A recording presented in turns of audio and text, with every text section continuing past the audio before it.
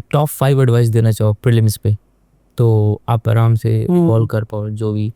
Top 5 advice में first of all तो यही है कि आप अपने सारे सोर्सेज मेंशन करिए, लिखिए प्रॉपर कि क्या क्या आपको पढ़ना है और उनके सामने आप रीड, रिवाइज्ड, री रिवाइज्ड के कॉलम्स बनाइए। अच्छा है ना, आपने लिखा, यहाँ पे आपने लिखा कि क्या कंटेंट है, कि मतलब फॉर एग्जांपल आपको हिस्ट्री, मॉडर्न हिस्ट्री में ये 12 चीज़ें पढ़नी है, आपके जो आपको बेस्ट लगता है आपको पढ़ना है, आपने वो सब लिखा। वो आपके नोट्स भी हो सकते हैं, कुछ भी हो सकता है, ठीक है, किसी और के नोट्स भी हो सकते हैं, है ना, आपने कुछ भी लिखा, उसके आगे कॉलम बनाए कि आपने उसको पढ़ रखा है कि नहीं। अगर आपने पढ़ लिया है तो उस पर टिक लगा दीजिए, पढ़ के एक बार रिवाइज भी कर ले तो रिवाइज पे टिक भी कर दे, फिर री रिवाइज पे भी टिक कर दे। उसके से आप एक एनालिसिस कर पाते हैं आपको करना क्या है।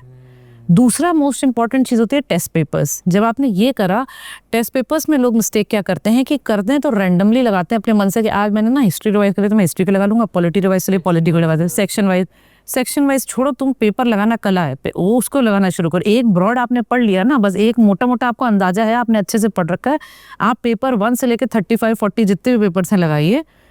लेकिन उनके सॉल्यूशन तुरंत पढ़िए। होता क्या है, मैक्सिमम कैंडिडेट्स जो मैं भी करती थी, क्वेश्चन पेपर लगा दिया, बस उसके मार्क्स कैलकुलेट करे, भूल गए, दुनिया में आग लगा दी कि है ना, कि अरे बस नंबर कम आ गए तो पेपर बेकार है, कोचिंग बेकार है, नंबर ज़्यादा आ गए तो फिर कि अरे फिर क्या ज़रूरत ही नहीं, हम तो पास हो रहे हैं। उनके नोट्स और सोल्यूशंस पढ़िए, क्योंकि आपको पेपर आप इसलिए नहीं सॉल्व कर रहे हैं कि आपको नंबर कितने आ रहे, डज नॉट मैटर। पेपर आप इसलिए सॉल्व करें क्योंकि उनका पीछे का जो आंसर्स है वो मैटर करता है। तो इसीलिए मैं हमेशा सजेस्ट करती हूँ कि ऐसे किसी इंस्टीट्यूट का विजन, IAS का मैं स्पेसिफिकली इसलिए कहती हूँ हर उसमें,